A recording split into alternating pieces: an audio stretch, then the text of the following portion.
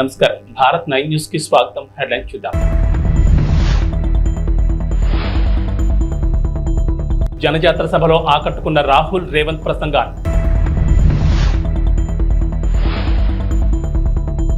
జోరు వానలో హోరెత్తిన ఫ్యాన్ హుషారు.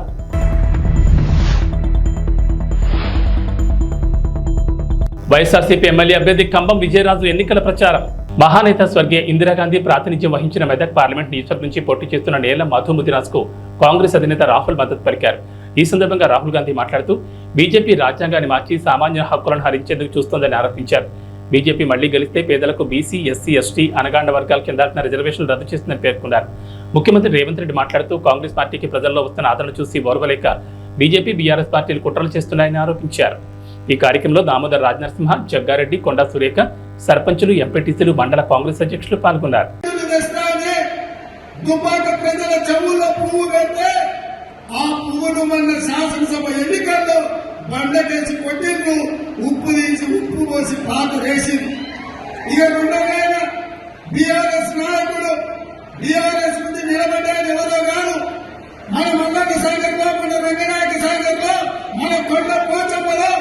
వేలాది ఎకరాల భూములను వేలాది మంది రైతులను ముంచి వాళ్ళ సొంత భూములు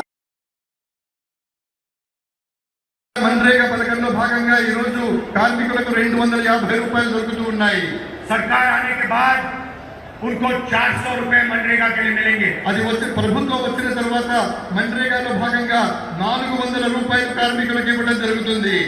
और जो आशा और आंगनवाड़ी में महिलाएं काम करती हैं उनकी आमदनी हम दुगनी करने जा रहे हैं. ఎవరైతే ఆశాలో ఉన్నారో, అంగన్వాడీలో పనిచేస్తున్నటువంటి మహిళలు ఉన్నారో వాళ్ళకు వచ్చేటటువంటి సంపాదన ఏదైతే ఉందో దాన్ని మేము రెట్టింపు చేస్తాము. గట్టిగా చప్పట్లు కొట్టండి.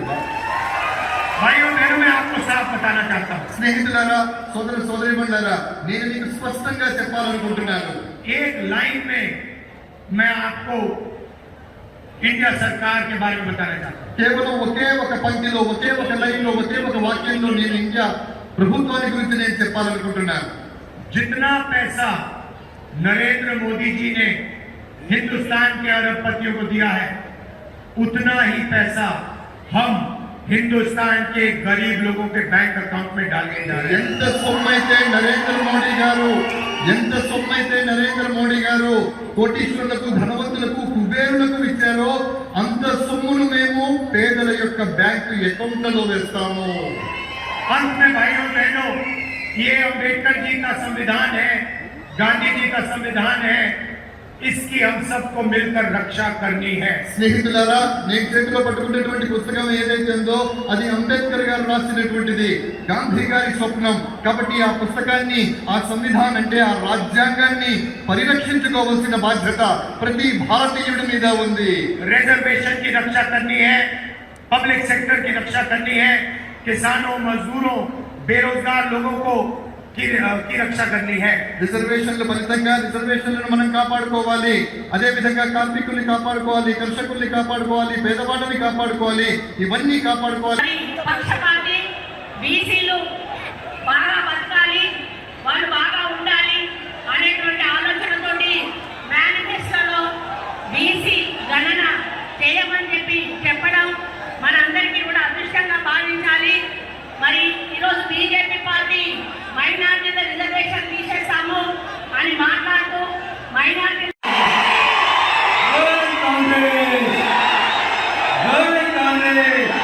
సోనియా గాంధీ గారి నాయకత్వం, రాహుల్ గాంధీ గారి నాయకత్వం, రేవంత్ అన్న నాయకత్వం.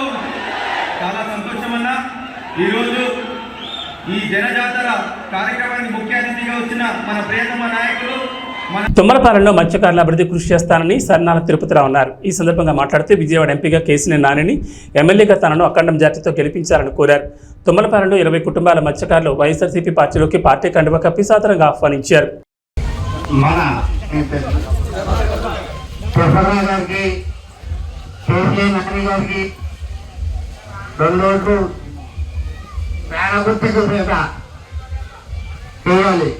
అయితే ఒకటి పోయినసారి చంద్రబాబు నాయుడు గారు వస్తారని అన్నారు. అయితే చంద్రబాబు నాయుడు వస్తే కలకత్తా నుంచి పుణ్యవాడి నుంచి బెంగళూరు దాకా వెయ్యి తీసేపడంగా అప్పుడే జరిగింది. ఇప్పుడు కూడా చంద్రబాబు నాయుడు గారిని ఓటు వేస్తే ఇది ఇప్పుడు మన ముందే బేస్ కూడా పార్టీ చేస్తారు, కంపల్సరీగా అవుతారు పార్టీ చేస్తారు. చంద్రబాబు నాయుడు గారు సీఎంగా అవుతే ఒక గుడి తప్ప చర్చలు తప్ప మన ఉండే బేస్ కూడా పార్టీ చేయగలుగుతారు. మనం ఎక్కడో ఇతరులు రాజ్యాలు కూడా కానీ దేవికి కానీ అవకాశం ఉండదు. దయచేసి 2 ఓట్లు కూడా పేరుగుట్టుకు వేయాలని ప్రార్థన. అలాగే జగన్ వల్ల లబ్ధి పొందడంటే ఎవరు లేరు. ఆ పార్టీ ఈ పార్టీ లేదు, తెలుగుదేశం పార్టీ అయినా వైసీపీ పార్టీ అయినా జనసేన పార్టీ అయినా ఏ పార్టీ వాళ్ళైనా ప్రతి రేషన్ కార్డు కూడా 1,00,000 రూపాయలకి ఇస్తాయి. అమౌంట్ అవుతూనే ఉన్నాయండి. వేరే మొత్తం మీద మీరు లెక్క చూసుకుంటే 1,50,000 తుమ్మలపాలెం వైఎస్ఆర్ కాంగ్రెస్ పార్టీ నాయకులకు, కార్యకర్తలకు, సానుభూతి పరులకు, ఈ గ్రామ ప్రజానీకానికి అందరికీ కూడా పేరు పేరున నమస్కారాలండి. రేపు 13వ తారీఖు జరుగుతున్న ఎలక్షన్లో ఇక్కడ ఈ నియోజకవర్గానికి నేను ఎమ్మెల్యేగా, కేశినేని నాని గారు ఎంపీగా పోటీ చేస్తూ ఉన్నాం. మీ ఆశీస్సులు, మీ ఆదరణ అందరూ కూడా ఇవ్వాలని మేమంతా కూడా కోరుకుంటూ ఉన్నాం. కొంతమంది చెప్తా ఉన్నారు, ఈ 5 సంవత్సరాలు బట్టి మేము అది చేసాం ఇది చేసాం అని చెప్తా ఉన్నాడు.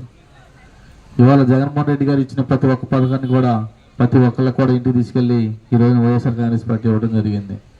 అవి ఏం జరగలేదు, అవి ఏం ఇవ్వలేదు అని చెప్తా ఉన్నాడు. ఇక్కడ చాలామంది పెద్దలు ఉన్నారు, మీ అందరికీ తెలిసినవి. ప్రతి ఒక్క ఇంటికి కూడా ఏ పార్టీలకి సంబంధం లేకోకుండా అందరికి కూడా ప్రతి ఒక్క సంక్షేమ పథకం ఇంటికి వెళ్ళింది. అభివృద్ధి అనేది ఎక్కడ ఏది కావాలో జరుగుతూ ఉన్నది. అవి కూడా ఇన్ని అబద్ధాలు ఆడుతూ ఉన్నాడు. ఇట్లాంటి అబద్ధాలకు పోలవరం నియోజకవర్గం టీ నరసాపురం మండలం బొర్రంపాలెం గ్రామంలో జడ్పీటీ సభ్యులు సామంతపూడి సూరిబాబు ఆధ్వర్యంలో బీసీ ఆత్మీయ సమావేశం నిర్వహించారు. ఈ కార్యక్రమానికి ముఖ్య అతిథిగా పోలవరం శాసనసభ్యులు తెల్లం బాలరాజు, కారుమూరి సునీల్ కుమార్ పాల్గొన్నారు. అద్భుతం, అత్యంత అద్భుతం సోదరులారా. బీసీలు అంటే బడుగు బలహీన వర్గాలు కాదు, బలమైన వర్గం మంది. ఎస్సీలు, ఎస్టీలు, బీసీలు, మైనారిటీలు కలిసికట్టుగా ఉంటే రాజ్యాధికారం మనదే. సోదరుడారా, 1947 ఆగస్టు 15వ తారీఖున మన భారతదేశానికి స్వాతంత్ర్యం వస్తే ఆనాటి నుండి ఈనాటి వరకు ఎంతో మంది ముఖ్యమంత్రులను చూశాము. కానీ జగన్మోహన్ రెడ్డి గారు లాంటి ముఖ్యమంత్రి ఎన్నడైనా ఎప్పుడైనా చూడగలిగామా? సోదరులారా, ఆడపడుచులారా, అన్నదమ్ములారా, కార్మిక కర్షక సోదరులారా, కష్టజీవులారా, మనకు నేను చాలా బీసీలలో అగ్రగణ్యుడు, గౌడవ వాసి ఉన్నాడు ఇక్కడ సోదరుడు అశోక్ గౌడ్ గారిని నేను చాలా బలవంతం చేశా. తమ్ముడు, నీవు మళ్ళీ వైఎస్ఆర్సీపీలోకి రావాలి అని. ఆయన వచ్చి రాష్ట్రంలోనే గౌడ వర్గాన్ని అందరినీ ధర్మచక్రంలాగా, అశోక చక్రంలాగా అడ్డం వేసినటువంటి మహానుభావుడు అశోకుడు. తమ్ముడు, ఈ వేళ మన బీసీలలో అగ్రగణ్యులైనటువంటి కారుమూరి నాగేశ్వరరావు గారు, మినిస్టర్ గారు అబ్బాయి సునీల్ కుమార్ యాదవ్ గారు, తెల్లం రాజ్యలక్ష్మి గారికి, బాలరాజు గారు మిస్సెస్ గారికి జగన్మోహన్ రెడ్డి గారు టికెట్ ఇచ్చారు అంటేనే అందులో ఎంత నీతివంతుడో బాలరాజు గారి కుటుంబం మనం అర్థం చేసుకోవచ్చు. ముఖ్యంగా వేదిక మీద ఉన్న వారిని ఎవరిని నేను ఇన్వైట్ చేసి వాళ్ళకి వెల్కమ్ చెప్పలేదు. వేదికను అలంకరించిన మహానుభావులారా, ఎంతో ఉత్తములారా, మీరందరూ కూడా చెప్పింది చెప్పకుండా చెప్పగలిగినటువంటి మహామేధావులు మీరందరూ కూడా స్టేజీని అలంకరించిన మీకందరికి కూడా మరొక్కసారి జగన్మోహన్ రెడ్డి గారి తరపున, సూరిబాబు గారి తరపున, మా అశోక్ గౌడ్ గారి తరపున మీకు మనవి చేస్తున్నాను. ప్రకాశం జిల్లా పెద్దదోర్నాలపట్నంలోని లహరి ఫంక్షన్ హాల్లో ఎర్రగొండపాలెం నియోజకవర్గ జనసేన కార్యకర్తల ఆత్మీయ సమావేశంలో నియోజకవర్గ టీడీపీ కూటమి ఎమ్మెల్యే అభ్యర్థి గూడూరు ఎరిక్షన్ బాబు పాల్గొన్నారు. ఈ సందర్భంగా మాట్లాడుతూ నియోజకవర్గంలో టీడీపీ కూటమి గెలిపే లక్ష్యంగా ప్రతి ఒక్క జన సైనికుడు పనిచేయాలని పిలుపునిచ్చారు. టీడీపీ, జనసేన, బీజేపీ నాయకులు కార్యకర్తలతో కలిసిమెలిసి పనిచేసి తెలుగుదేశం పార్టీ విజయాన్ని కృషి చేయాలని తెలిపారు. ఎర్రగొండపాలెం నియోజకవర్గంలో ఉన్న టీడీపీ, జనసేన, బీజేపీ కార్యకర్తలందరూ ఒక కుటుంబంలా ముందుకెళ్తామని తెలిపారు. ఈ అవసరం ఉన్న ఎరిక్షన్ బాబు అనే వ్యక్తి అందరికీ ముందుంటారని తెలిపారు. ఈ కార్యక్రమంలో ఎర్రగొండపాలెం నియోజకవర్గ టీడీపీ, జనసేన, బీజేపీ నాయకులు కార్యకర్తలు పాల్గొన్నారు. జనసేన నాయకులకు కార్యకర్తలకి నాకు ఇక్కడ తెలుగుదేశం జనసేన 2 వేలు కాదు, ఈ నియోజకవర్గం వేరు కాదు, ఇద్దరు ఒకటే. నాకు ఇద్దరు కష్టపడతా ఉన్నారు. వారికి కూడా అవకాశాలు కల్పించాల్సిన అవసరం భవిష్యత్తులో ఎంతైనా ఉంది. మా బాధ్యత. ఎందుకంటే వాళ్ళు కూడా 10 సంవత్సరాల నుంచి పార్టీ పెట్టి పవన్ కళ్యాణ్ గారు కార్యకర్తల కష్టం మీద పార్టీ నడుపుకొని ముందుకెళ్ళాడు. చంద్రబాబు నాయుడు గారు జైల్లో ఉన్నప్పుడు ఆయన పరామర్శించడానికి లోపలికి వెళ్ళి బయటకు వచ్చిన 1 నిమిషం కూడా మేమెవరు కూడా ఊహించలే. లోపల ఆయన పరిస్థితి తెలుసుకొని బయటకు వచ్చి చంద్రబాబు నాయుడు గారితో కలిసి రేపు మేము పోటీ చేయబోతున్నాము ఆంధ్రప్రదేశ్. ఆయన ప్రకటించిన వెంటనే ఆ రోజే తెలుగుదేశం పార్టీ కార్యకర్త నాయకుల గుండెల్లో పవన్ కళ్యాణ్ గారు నిలిచిపోయారనే వాస్తవం ఇది సత్యం. ఈ రాక్షస పరిపాలన అంతమందించేదాన్ని, ఈ రాష్ట్రంలో జగన్మోహన్ రెడ్డి గారిని వారి యొక్క అరాచకాల్ని అంతమొందించేదానికి పవన్ కళ్యాణ్ గారి మద్దతు ఆ సమయంలో మనకి కొండంత అండన ఇచ్చినటువంటి మాట వాస్తవం అని చెప్పేసి శ్రేణులందరూ కూడా నేను తెలియజేసుకుంటా ఉన్నాను.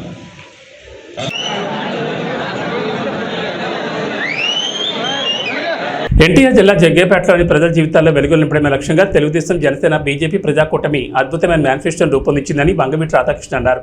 ఎన్టీఆర్ జిల్లా జగ్గేపేట నియోజకవర్గం కూటమి అభ్యర్థి విజయాన్ని కాంక్షిస్తూ కూటమి ఎమ్మెల్యే అభ్యర్థి శ్రీరామ్ రాజగోపాల్ తాతయ్యతో కలిసి జగ్గేపేట మండలంలో గండ్రాయి, మల్కాపురం గ్రామాల్లో ఎన్నికల ప్రచారం నిర్వహించారు.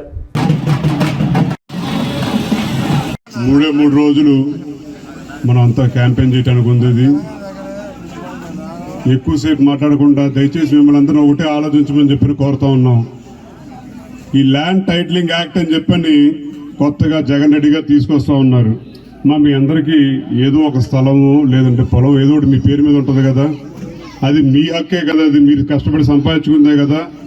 కొత్తగా ఆయన మీకు హక్కు, మీ స్థలం మీద మీకు హక్కు కల్పించడానికి ఆయన చట్టం తీసుకొచ్చి కాగితాలు ఆయన దగ్గర పెట్టుకుంటాడని చెప్పంట. అలాంటి వాళ్ళు నమ్మచ్చా లేదని చెప్పని కూడా అందరూ ఒకసారి ఆలోచించమని చెప్పని కోరుతా ఉన్నాం. అది సంక్షేమం పేరని చెప్పని మొత్తం అందరి దగ్గర దోచేసి ఇవాళ ఎన్నికల వేళల్లో ప్రతి అభ్యర్థికి, అధికార పార్టీ అభ్యర్థికి మీకు 5,000 రూపాయలు ఓటుకి ఇవ్వమని చెప్పని పంపించారు.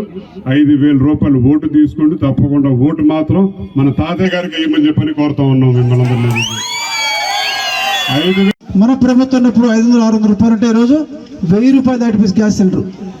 దాని దృష్టిలో ఉంచుకున్న నాయకుడు దీపం పథకం ద్వారా ప్రతి ఇంటికి కూడా సంవత్సరం 3 గ్యాస్ సిలిండర్ కూడా అందజేయడం జరుగుతుంది. అదేవిధంగా ఆర్టీసీ బస్ ఛార్జీలు ఈ ప్రభుత్వం వచ్చిన తర్వాత 5-6 సార్లు బస్ ఛార్జీలు పెరిగినాయి. దాని దృష్టిలో ఉంచుకుని మన నాయకుడు మహిళల కోసం ఆర్టీసీ బస్సులో ఉచిత ప్రయాణం కూడా కల్పించబోతారని చెప్పి కూడా తెలియజేస్తా ఉన్నాం. ప్రత్యేకంగా యువత కోసం లోకేష్ బాబు పాదయాత్ర చేస్తా ఉంటే చాలామంది యువత వాళ్ళ యొక్క సమస్యలు చెప్పారు. చదువుకున్న ఉద్యోగాలు లేవు. మన ప్రభుత్వం వచ్చిన తర్వాత యువతకు ఉద్యోగం కల్పించడం, ప్రభుత్వ ఉద్యోగాల వైపు పరిశ్రమ స్థాపించి ప్రైవేట్ ఉద్యోగాలు, అదేవిధంగా ఐటీ సంస్థలు ఏర్పాటు చేసి ఐటీ జాబ్ కూడా 20 లక్షల మంది ఉద్యోగాలు కల్పిస్తారు. ఎవరికైతే ఉద్యోగం లేదో అటువంటి వాళ్ళకి నిరుద్యోగ భృతి కింద ప్రతి నెల 3,000 రూపాయలు కూడా అందజేయడం జరుగుతుంది. ఇవన్నీ దృష్టిలో ఉంచుకోండి. ఎవరికైతే పేదవాళ్ళకి సొంత ఇంటి లేదో ఇంటి స్థలం 3 సెంట్లు స్థలం ఇచ్చి పక్కా గృహం కూడా ఏర్పాటు చేస్తారు. అదేవిధంగా ఇంటింటికి కూడా కుళాయి పప్పు కూడా ఏర్పాటు చేస్తామని చెప్పి కూడా మనం మేనిఫెస్టోలో చేసాం. మరి బీసీ ఎస్సీలకు ఈరోజు ఎస్సీలకు 50 సంవత్సరాలకే పెన్షన్ ఇస్తా ఉన్నాం. ఎస్సీలతో పాటు బీసీలు కూడా రాబోయే రోజుల్లో మన ప్రభుత్వం వచ్చిన తర్వాత 50 సంవత్సరాలకే వృద్ధాప్య పెన్షన్ కూడా ఇవ్వడం జరుగుతుంది. ఏదైనా సరే బీసీలు కావచ్చు, ఎస్సీలు కావచ్చు, రైతాంగం కావచ్చు, యువతకి, మహిళలకు అందరూ మేలు జరగాలంటే తెలుగుదేశం పార్టీ అధికారం వస్తేనే సాధ్యపడుతుంది. ప్రత్యేక పొదుపు సంఘ మహిళల కోసం మన ప్రభుత్వం వచ్చిన తర్వాత 10 లక్షల వరకు కూడా వడ్డీ కట్టగల ఈ రోజు ప్రభుత్వం 3 లక్షలు మాత్రమే. తాడేపల్లిగూడెంలో దేవాదాయ ధర్మాదాయ శాఖ మంత్రి కొట్టు సత్యనారాయణను ప్రభుత్వ కార్యాలయం నుంచి ఉద్యోగులు బయటకు పొమ్మన్నారు. తాడేపల్లిగూడెంలో పోస్టల్ బ్యాలెట్ ఓట్లు వేస్తున్న ఉద్యోగులను బెదిరించిన మంత్రి కొట్టు సత్యనారాయణపై ఉద్యోగులు తిరగబడ్డారు. మీరు బెదిరిస్తే బెదిరిపోయే రోజులు పోయాయి, భయపడిపోయేవాడు ఎవరూ లేరని అన్నారు. నీ కాలం చెల్లిందంటూ మంత్రిపై ఉద్యోగులు తిరగబడడంతో పోలీసుల సాయంతో జారుకున్న పరిస్థితి నెలకొంది.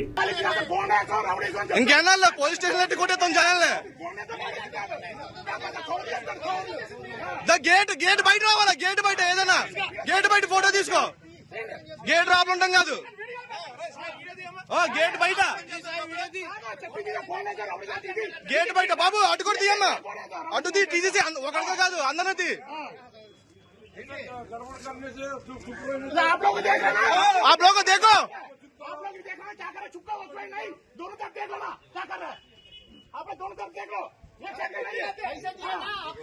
पैसा दिए ना क्या पे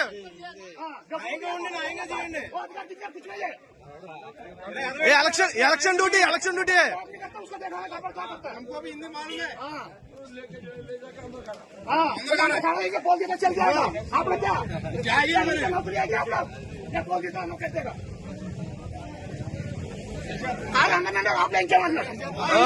ఇంకా అయిపోయింది, రోజులు అయిపోయినాయి, బెదిరించి భయపడే రోజులు అయిపోయినాయి అందరి దగ్గర.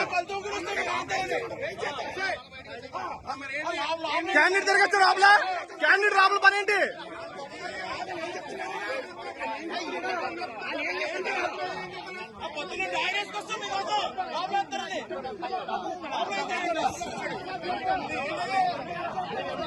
అంటే క్యాండిడేట్ రాబుల పని ఏంటి?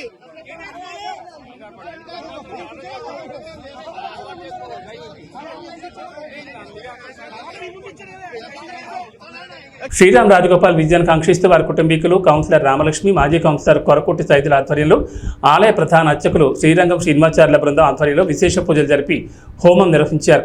వారి విజయం తథ్యమవ్వాలని భగవంతుని సేవలో కార్యకర్తలు, అభిమానులు పాల్గొన్నారు.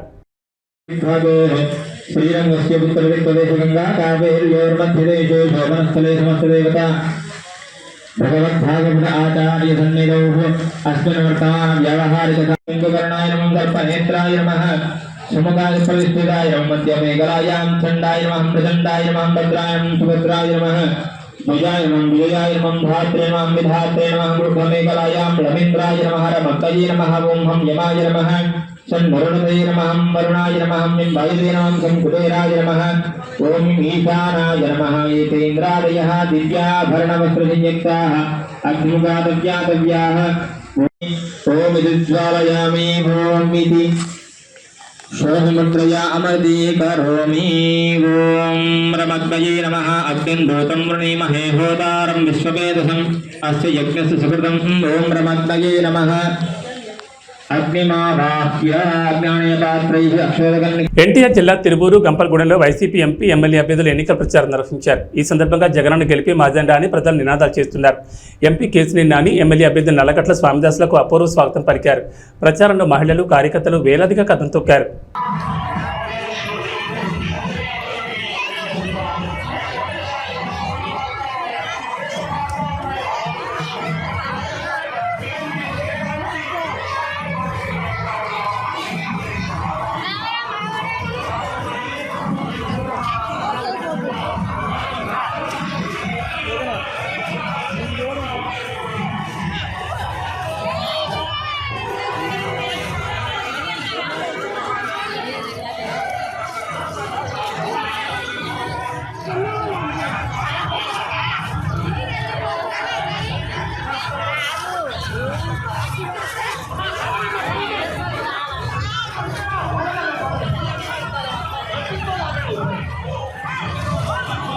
ఈ జెండా ముందుండాలి, మాకు అడ్డం వస్తుంది.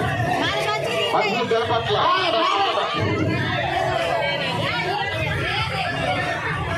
నాయకులందరూ కూడా, మహిళా తల్లులందరూ కూడా ముందు నడిపించాలి. ఎక్కడో అక్కడే పక్కన వెళ్ళిపోతున్నారు, వాళ్ళ కూడా చూడండి.